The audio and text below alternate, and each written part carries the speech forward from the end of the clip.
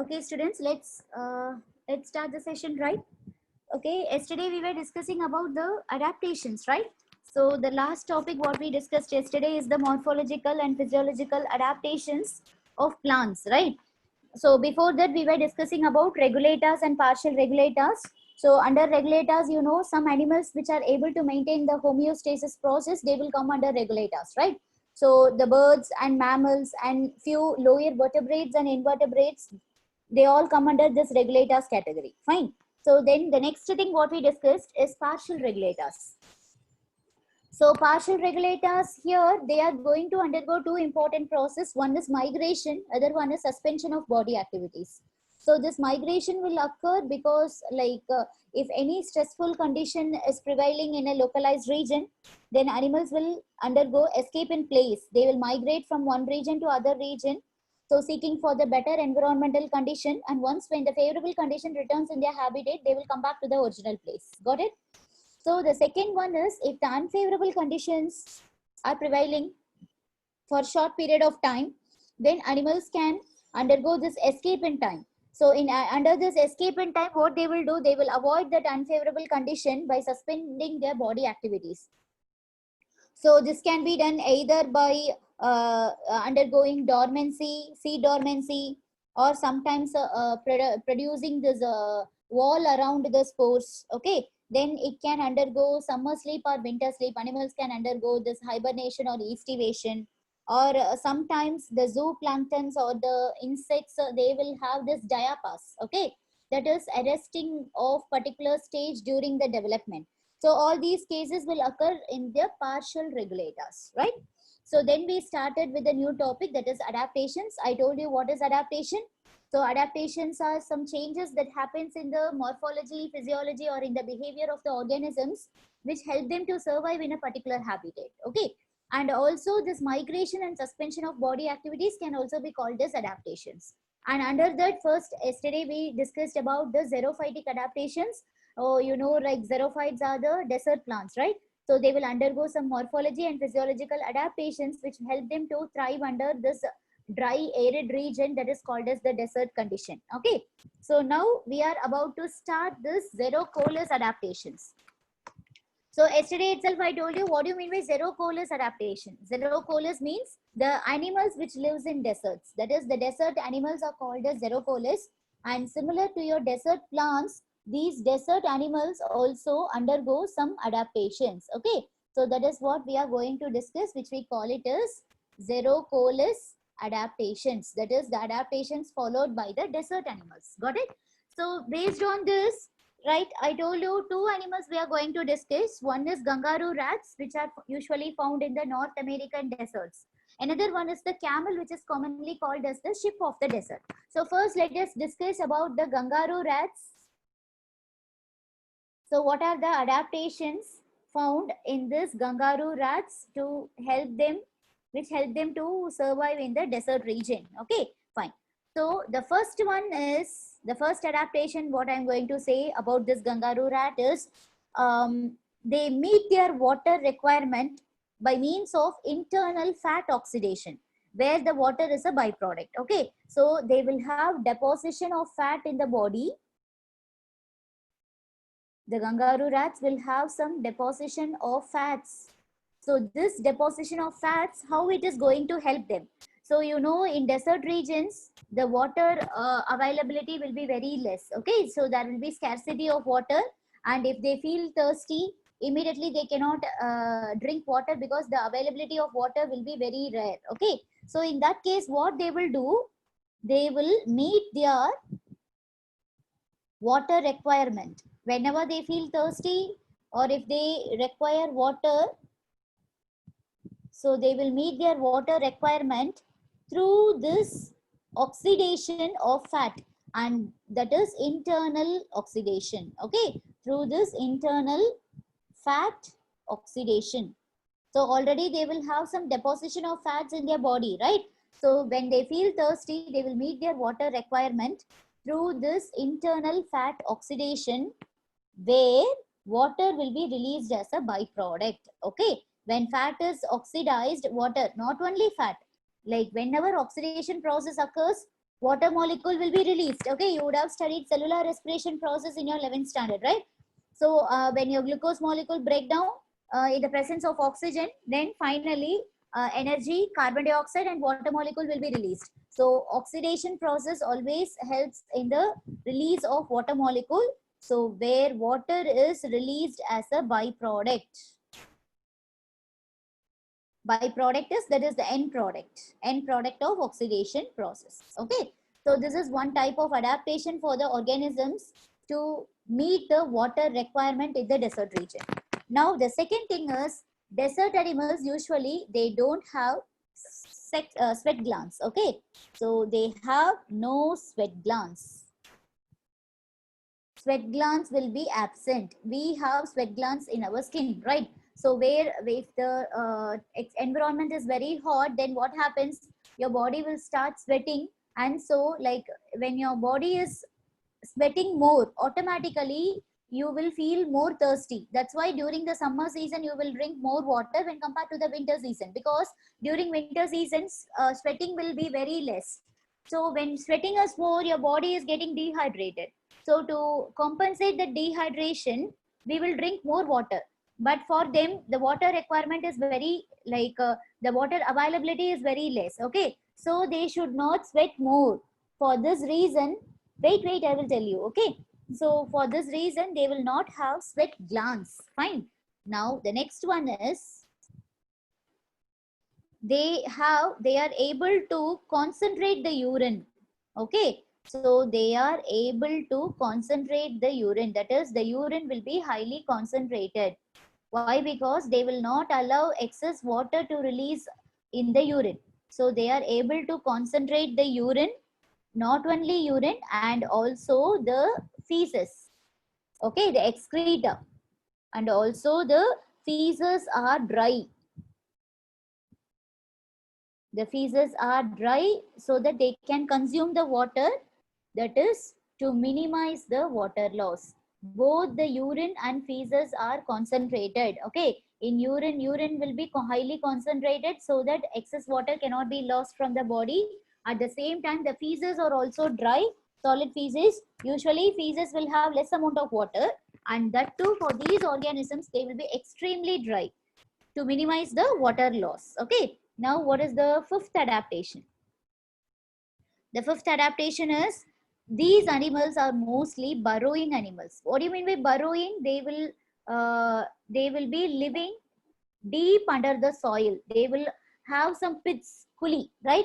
So they will dig some pits in the soil, and they will go and live deep under the soil. Why? Because in external environment the temperature will be very hot. Okay, so when the temperature is very hot, they cannot withstand the temperature. So once if they enter into that soil, deep under the soil, there will be moisture, and so it will be cool. So they are said to be burrowing animals. And once when they enter into that soil, they will seal the burrow. That will they will close the hole. Okay, first they will make a hole, deep hole in the soil, then they will enter through the hole into the soil. After entering, it will close the hole with the sand, and this will be done mostly during the day. During the daytime, they will be like present mostly deep under the soil. The reason is to keep inside moist. Okay, so if they are like exposed to the hot sunny climate, then automatically the skin will become dry, and again some that extreme hot temperature will affect the body, right? So to protect them from the environmental condition, extreme dry environmental condition, and to keep them moist, they are mostly burrowing animals, and they will seal the burrow during the daytime to keep the warm climate. Okay, warm temperature inside the soil. Fine. And to avoid heat,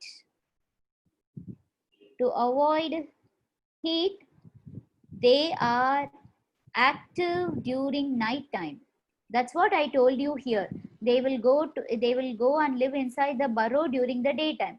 So daytime they won't come out. Okay, they will come out, they will involve in reproduction, they will go and search for food. All their activities, no, they will be mostly during the night time. So they are active during night. So if an animal is active during night, so you can call those animals as nocturnal animals, right? The animals which are active during night time are called as nocturnal animals. And the animals which are active during daytime are diurnal animals. So these animals are mostly active during night time. This activity is mainly for the feeding process. That is for in search of food, or if they want to intake food, whatever it is. So their activities will be mainly done during the night time and not during the daytime. Okay. So that's all about the kangaroo rat. So these are some of the modifications, that is adaptations that will occur in the kangaroo rat for them to adapt in the dry arid region, that is in the desert climate. Okay. No, see, as no sweat glands in the sense, that's why during the daytime they are not coming out. They are living inside the burrow. So once when they are living inside the burrow, they will have a very cool temperature because soil will have excess moisture, right?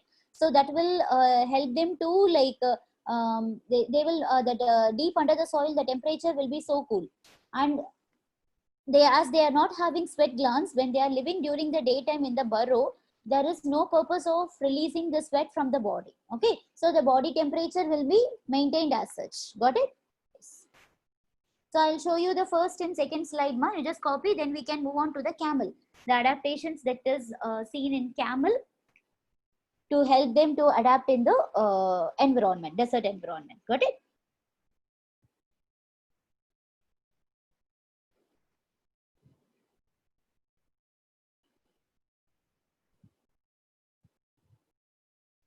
Yes, today we have to complete this organism level.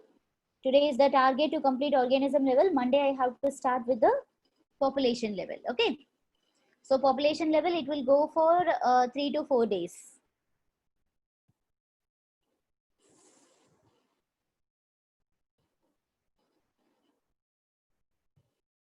Oh, sorry. I put the number wrong. This is 4 and this is 5. Okay, fine.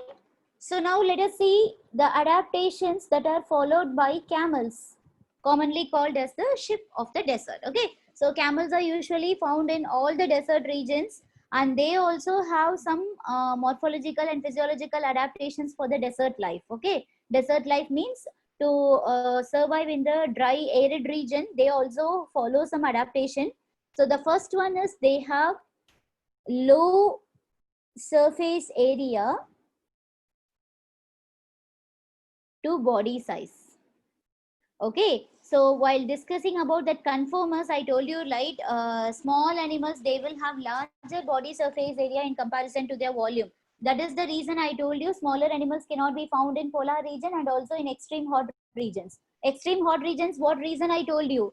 If they are having larger surface area in comparison to their volume, then they will expend much energy to cool the body when it is hot outside. Okay, so smaller animals are having larger body surface area in comparison to volume, means then camels will have low surface area to body size, which will allow them to sustain in the desert region in the hot climate. Okay, fine. So they also excrete, like kangaroo rats, camels also excrete concentrated urine, highly concentrated urine. Okay, concentrated in the sense highly concentrated urine. The water volume will be very less in the urine sample, and they can withstand dehydration. Camels can withstand dehydration up to 25% of their body weight. Okay, see, suppose if we are having dehydration, when we will have dehydration, suppose you are getting vomiting and diarrhea at the same time, or anyone. Okay, so your body, in your body, what will happen? Your water will be lost in your body, and your in the human body, 70 to 80% it is made up of water. And even if less than 5 or 10% of water is reduced in your body, immediately you will faint and you will fall down. Okay, so but in camels it is not like that. They can withstand the dehydration up to 25% of their body weight. So maximum dehydration can be withstand by the camels. Okay, right. Now the next thing is, they to walk in the desert.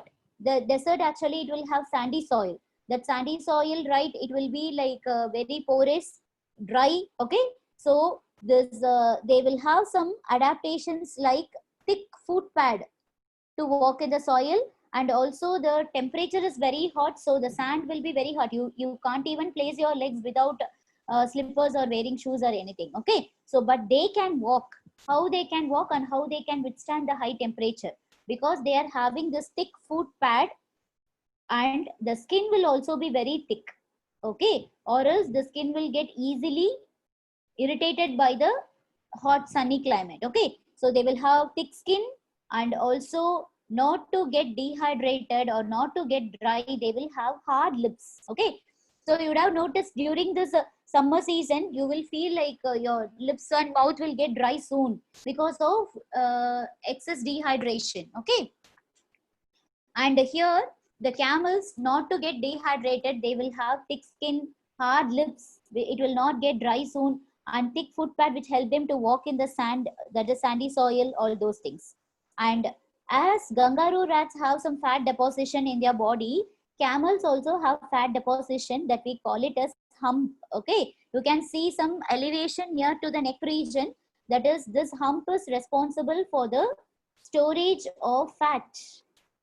Fat will be stored in this hump region. Okay, and this fat, when it undergoes oxidation, as I told you there, it will releases water as a end product or byproduct. It releases water as byproduct. Okay, that's all. So these are the adaptations that are present in camels to which make them to survive in the hot region. So you can copy this one. Now, so far we discussed about the adaptation of animals and plants in hotter region like desert region. And next we are going to see the opposite extreme thing, climate, that is the adaptations in animals of colder region. So when you're talking about colder region, you will discuss only about animals, not about plants, because mostly plants will not grow in the extreme colder region. That is why the plant species or biodiversity of plant species will be very, very, very less. Not only plant species, actually animal species will also be very less, but comparatively to plants and animals, animals will be like some animals can survive in the polar region, cold region. Okay, but plants cannot survive in the cold regions. Like very, very few plants can survive.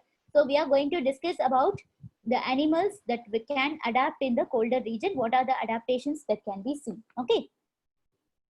So if you have copied this, I can move on to the next topic. So before going to that, I just want to tell you one more thing. You just add this also. I don't know whether this desert lizards are given in your NCERT or not, but frequently I have seen questions in your NEET exam from based on this desert lizards. Okay, so desert lizards, right?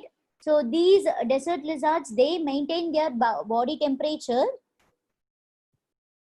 Desert lizards, again, this will also, it is also a xerocoelous organism. Okay, so they maintain their body temperature fairly constant. Okay, they maintain their body temperature fairly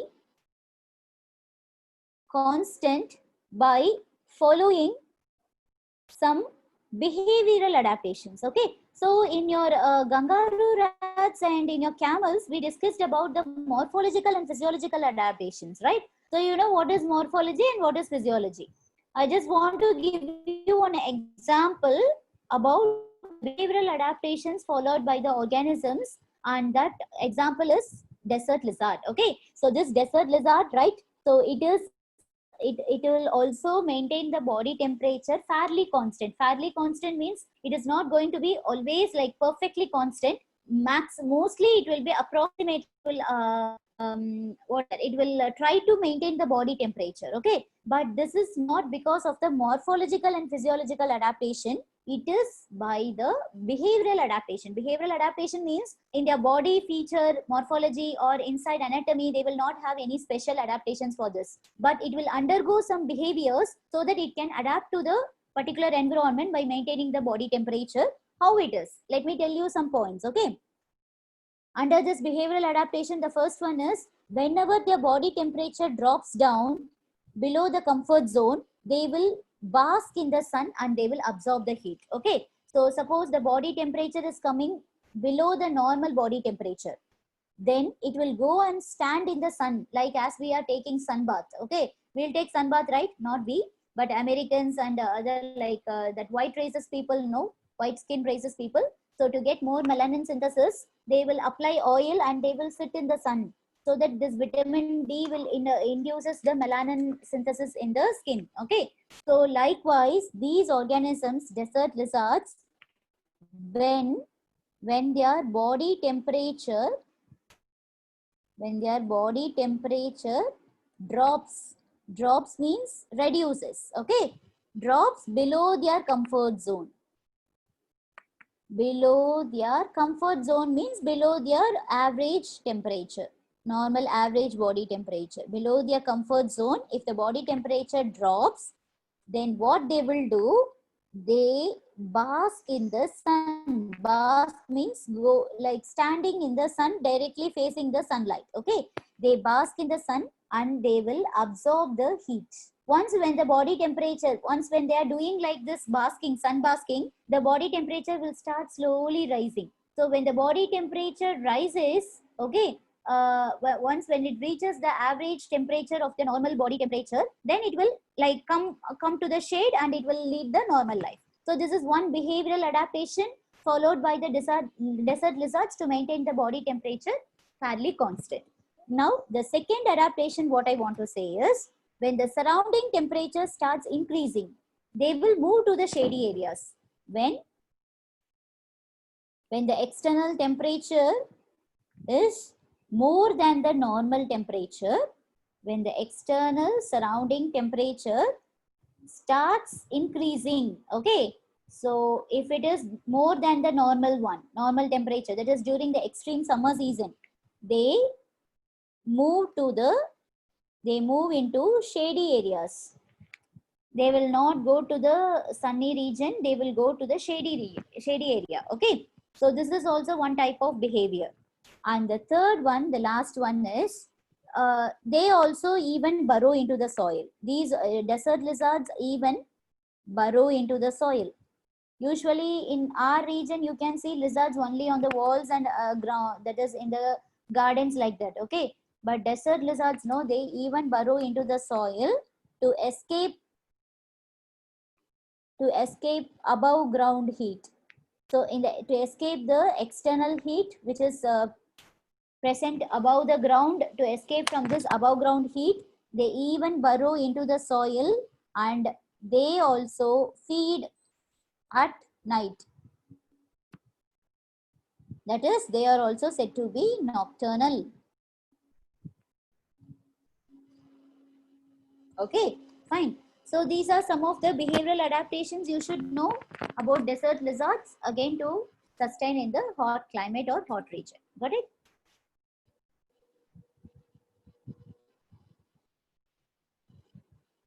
No, ma, it will not be so cold. It will not be too cold in the desert region. Like, okay, fine. See, actually, their body temperature can adapt to that particular temperature, but not during the daytime. During the daytime, it will be extremely hot, right? So that extremely hot temperature cannot be withstand by these organisms. Yes, I wait. I will show you the fourth slide. Yes.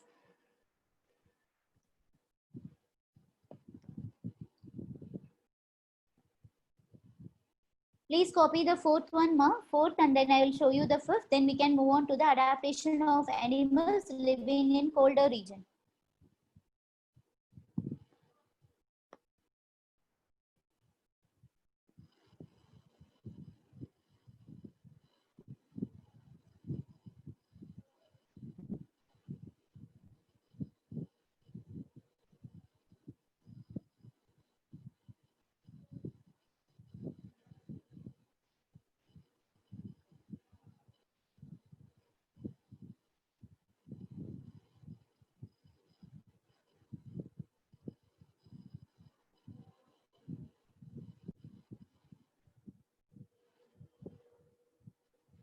Yeah, wait, you will study Allen's rule only in the next concept. That is, the animals that are living in colder region only, they will follow the Allen's rule.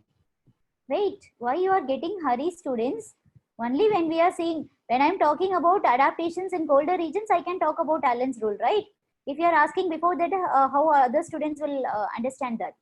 Yeah, yes, actually desert lizards have horns, right? Yes, it is not an, actually it is an adaptation, but that adaptation is not for the external environmental condition.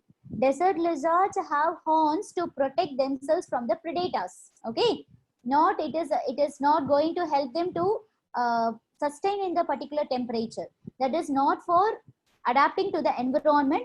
That adaptation having horns for the desert lizards are for the to escape themselves from the predators.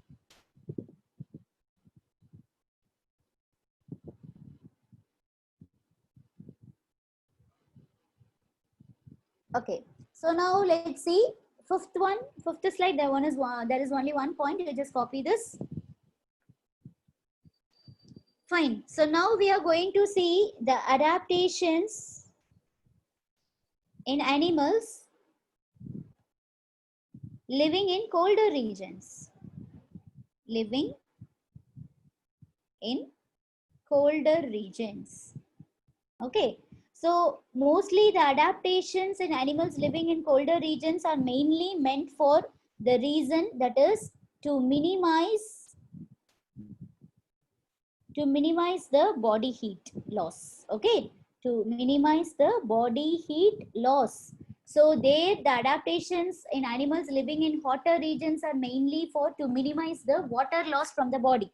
Okay, both in plants and animals, the main reason is to minimize the water loss from the body. That's why they are having concentrated urine, concentrated feces, no sweat glands, body is having like thick skin, all these things. Okay, but in animals living in colder regions, the main adaptation is to minimize the body heat loss. The body heat should not go out. It should not go to the external environment. If the body heat is lost, then they cannot survive in the polar region, that is in the extreme cold region. Okay. So now let's see one by one. For example, if you take the polar animals are mostly living in the colder regions, right? So polar animals, all these polar animals, if you take polar bear, snow leopard, all these polar animals, they will have shorter extremities. So extremities means the external openings in the body are called as extremities. It may be eyes, nose, ear opening, anal opening. Okay. So in your body, wherever the openings are there, and through these openings, if air can enter or something can come out from your body, it is said to be extremity. Okay. So extremities in bracket, you can write openings present in the body. So these extremities will be very, very small or short. Okay. I'll tell you, like the ear, nose, and appendages also. Appendages, you know, right? They are limbs and all. Okay. So they are forelimbs and hind limbs. So all these will be very short. Why? Because to minimize the heat loss. Okay, usually you would have noticed, like if you are doing severe physical exercises for 1 hour continuously, okay, not like simply sitting, I am telling about severe physical exercise, then after some time you can feel like anyways you will have severe sweating, that you know very well, and if there is sweating you will feel thirsty also, right? And third thing, you can feel some heat will be observed in your eyes and in your ears, right? So kannula kadula, like you will feel some smoke is coming out, poga vara mari or feel irukolla, yeah, that is like that will happen through your body openings. So through this body opening, actually whenever your body is involved in more combustion process is taking place in your body, then automatically what happens, the heat energy which is released, no, it will be coming out from the body through the body openings. And these polar animals, to control that, to minimize the body heat coming out from the openings, they will have shorter extremities, like ear, nose, appendages, all these things will be very small openings, and the appendages will also be very short to minimize the heat loss. And this is what we call it as Allen's rule. So if they are asking Allen's rule, you have to tell this. Polar animals have shorter extremities like ear, nose, and appendages to minimize the heat loss, which we call it as Allen's rule. Okay. So this is one sort of adaptation. Now the second adaptations what we are going to discuss is in aquatic mammals. Okay. If you take aquatic mammals like for example whale, seal. Okay, these are some aquatic mammals, right? So these aquatic mammals, they have thick layer of fat. So they will have thick layer of fat beneath the skin. So we have adipose tissue, areolar tissue beneath the skin, right? Similarly, they will also have a thick layer of fat. That this fat is several times thicker than what we are having in our adipose tissue. So this thick layer of fat beneath the skin will be present, and this thick layer of fat is called by the term blubber. Blubbers. Okay, we call it as blubbers. This blubbers will be present beneath the skin, and this is for, I will tell you in the next slide. So these blubbers, right? These blubbers, they act as insulators. You know what is insulator, what is conductor, what is semiconductor, everything, right? So they act as insulators and they reduces the loss of body heat. They act as insulators and they reduces the loss of body heat. Actually, that is the reason why we are having adipose tissue. Adipose tissue in our body, it protects, it acts like a cushion and protects the internal organs. At the same time, they also act as insulators and reduces the loss of body heat. Similarly, these organisms, that is the aquatic mammals, they will have these blubbers which act as insulators and reduces the loss of body heat. Okay. And some more adaptations if we want to see, many fishes which are living in the icy regions. Okay, that is many fishes, what they will do, they will thrive means live. Okay, they will thrive below the ice at sub-zero temperature of your Antarctic Ocean.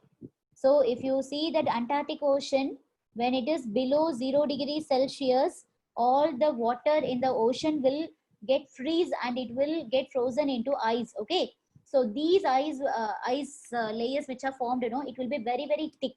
So the fishes which cannot withstand the external cold temperature, they will go and deposit below this icebergs. So sub-zero temperature of Antarctic Ocean, you can see in this Antarctic Ocean, when the temperature is below 0 degrees Celsius, that is in the minus, the water will get freeze into ice, and the fishes know which are not able to cope up with the external cold temperature, they will go and settle below the ice. So actually the ice know, the ice here, it will act as an insulator. So the same thing, the blubber acting as insulator, right? Here the ice will act as an insulator and it will prevent the underlying water from freezing. Okay, it prevents the underlying, so that you can see the water which is present below the ice will be warm. It will not be cold because it acts as this thick ice, no, thick ice which is formed over the surface of water. It acts as an insulator and it prevents the underlying water from freezing. So that warm water will be helpful for the fishes to thrive in that particular climate. Okay, so this is the reason why fishes are thriving below the ice at sub-zero temperature of your Antarctic Ocean, because the ice will act as an insulator and it prevents the underlying water from freezing. Okay, so got it? So all these things are some of the adaptations of animals which are living in extreme cold region.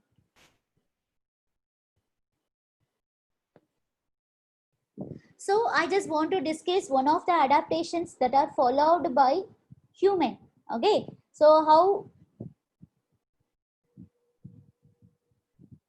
how humans human, we also undergo many adaptations. One of the physiological adaptations that we have is like once when we move to higher altitudes. Okay, so in breathing and exchange of gases chapter, you would have studied about altitude sickness or mountain sickness, right?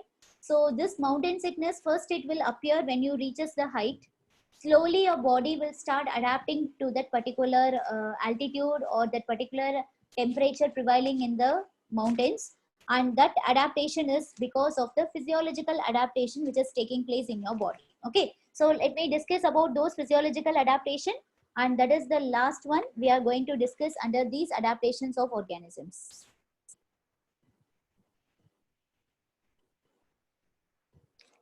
So have you all copied, students?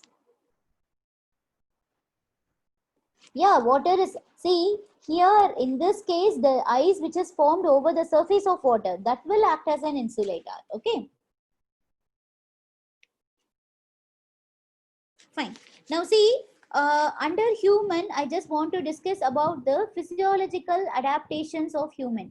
One example, I will give you one example. We have so many physiological adaptations taking place in our body, but the well-known example, the physiological adaptations that occurs in man. Okay, I'll give you one example for this physiological adaptations of man.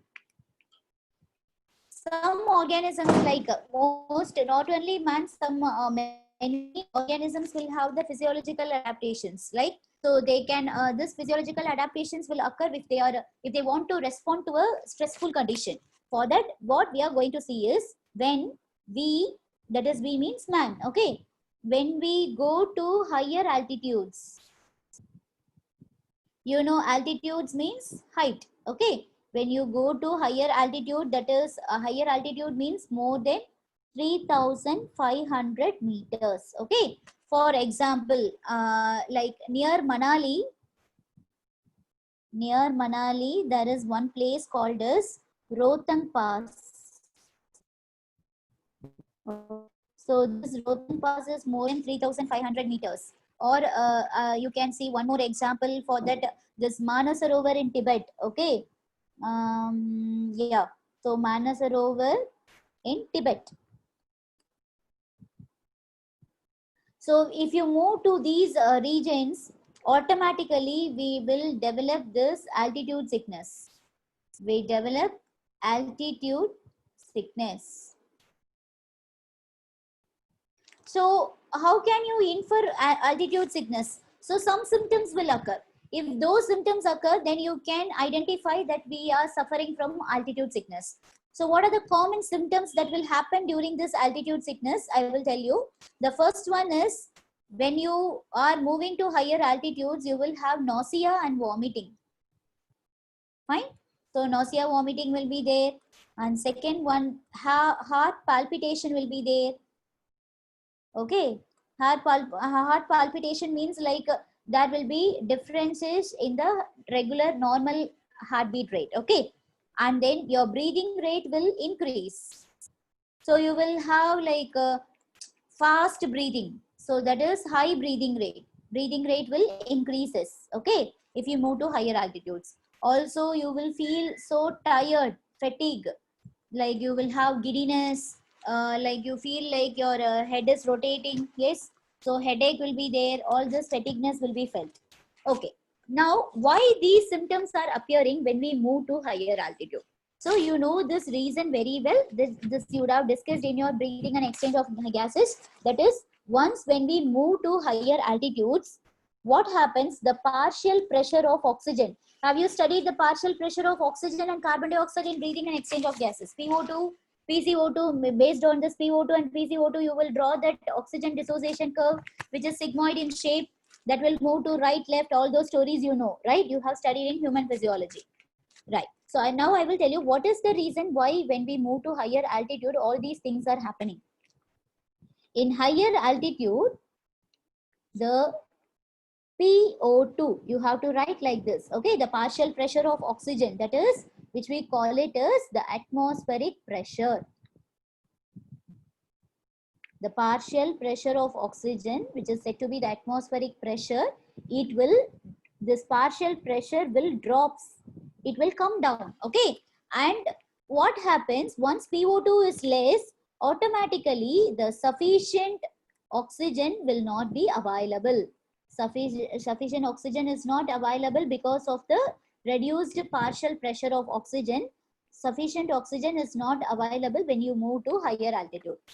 But like once if the PO2 is less, automatically what will happen? PCO2 will increase. then your breathing rate will increase, right?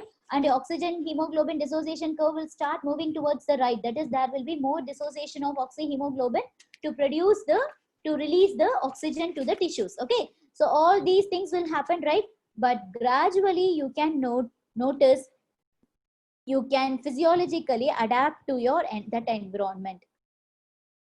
Physiologically we will get adapted to that environment by undergoing some physiological adaptations. And when you're physiologically adapted, slowly the symptoms will disappear. Slowly the symptoms of altitude sickness, what are the symptoms I told you? Nausea, vomiting, fatigueness, all these symptoms of altitude sickness will disappear from your body.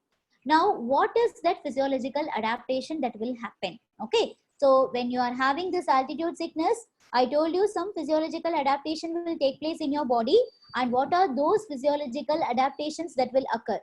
The first one is, there will be increase in the number of RBC cell production. Okay, increase in RBC production. This will happen because as your oxygen insufficiency is present in your body, your RBC cell number will increase. The second thing what will happen, there will be decrease in the binding affinity on the binding capacity of hemoglobin. Why? Can you say why there is decrease in the binding capacity of hemoglobin? Because in the atmosphere PO2 is reduced. Once PO2 is reduced, PCO2 will increase. So when more amount of PCO2 is when entering into the body, so this decrease in the binding capacity of hemoglobin. You know, oxygen is having more binding affinity with hemoglobin when compared to your carbon dioxide. Okay, so this will happen. And the third thing what will happen is, there will be increase in the breathing rate. Okay, these are the things that will happen in your body, physiologically in your body, when you are exposed to this altitude sickness. Okay, so all these things will happen. And when your body was getting exposed to all these symptoms, automatically your body will get adapted to that particular environment in a short period of time. Okay, so this is what happens. So you just write these points, students. Physiological adaptations of man. Yeah, only because of low oxygen your ears will get blocked. Okay. Yes, adaptation of birds in polar regions, right? Actually it is not in your syllabus, but for additional information I will tell you. You just copy this, then I will tell you what are the adaptation of birds in the polar regions.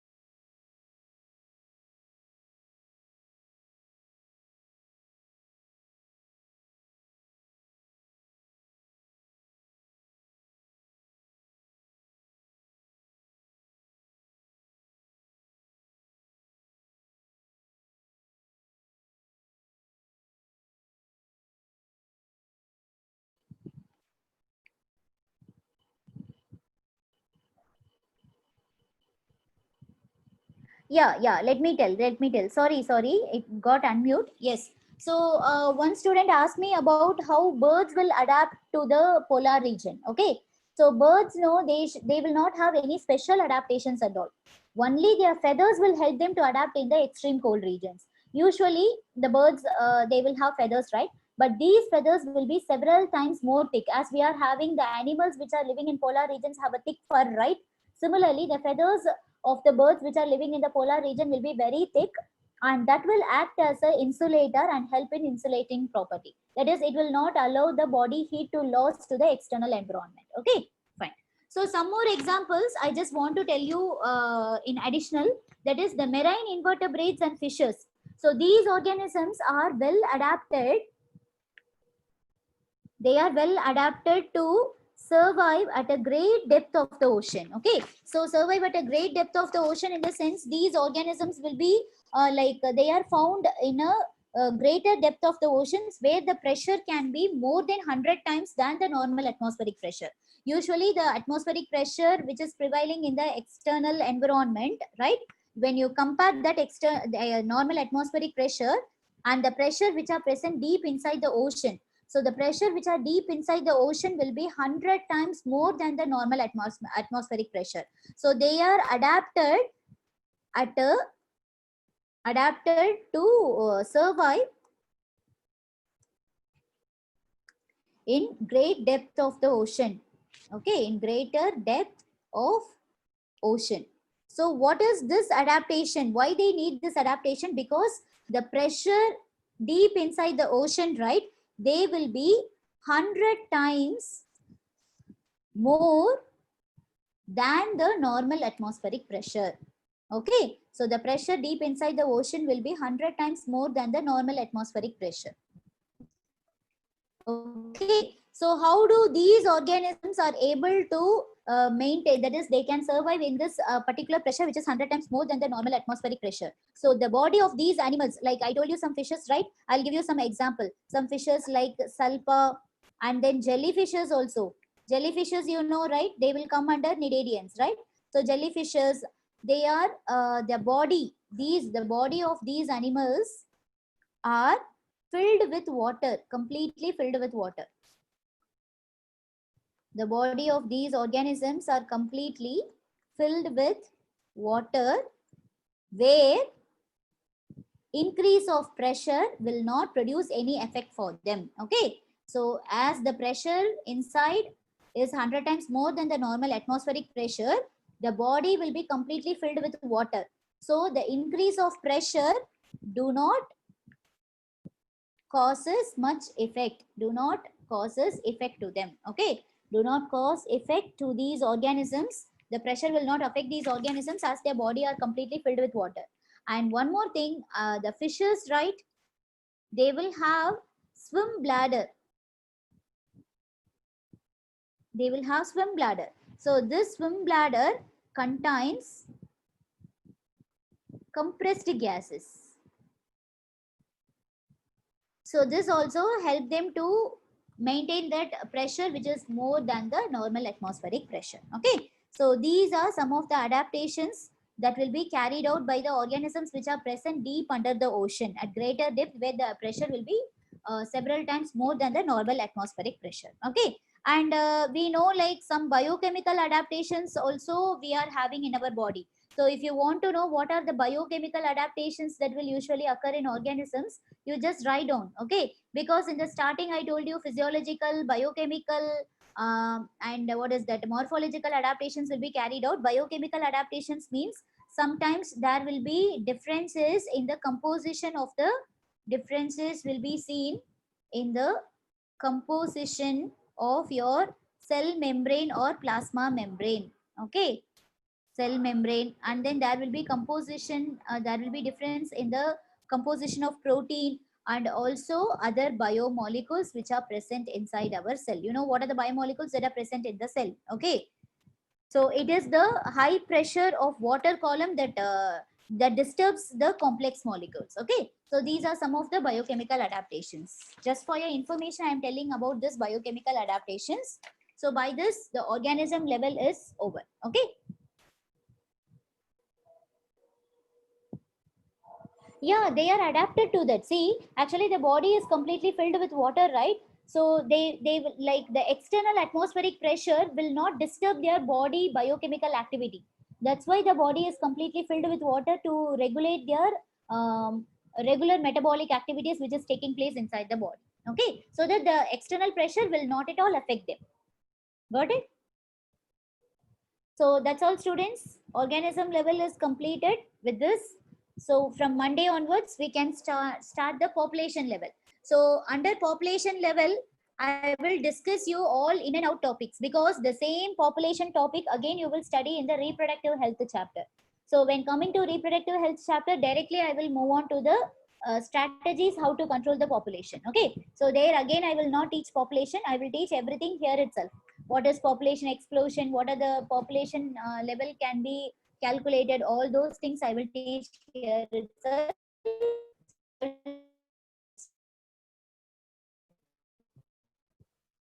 Second one,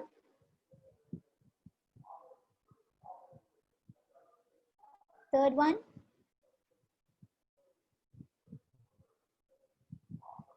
fourth one,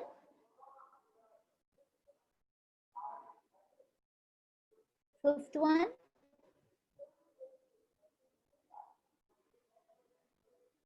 sixth slide, seventh slide, eighth slide,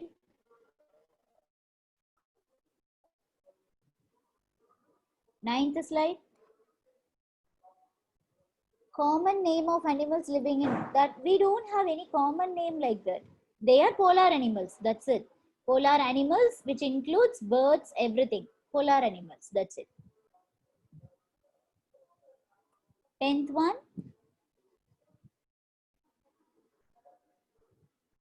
Yeah, yes, of course.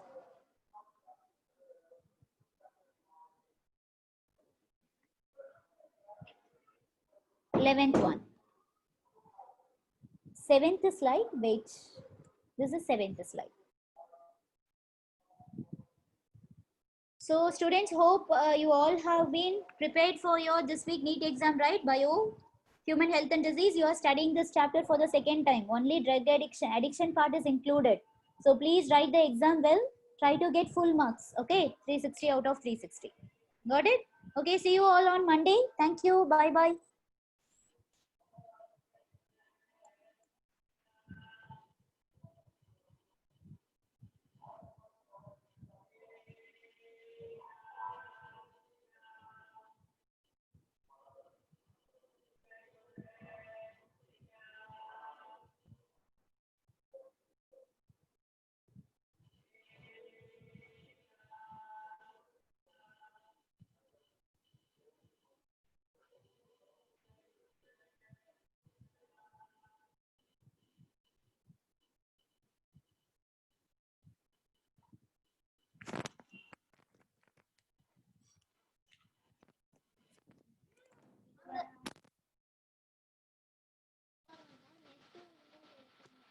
நான் சொன்னேன் அந்த TV பக்கத்துல உட்கார்ந்தீங்கன்னா நல்லா கிடைக்கும். கீழே தான் உட்கார்ந்து இருக்கேன்.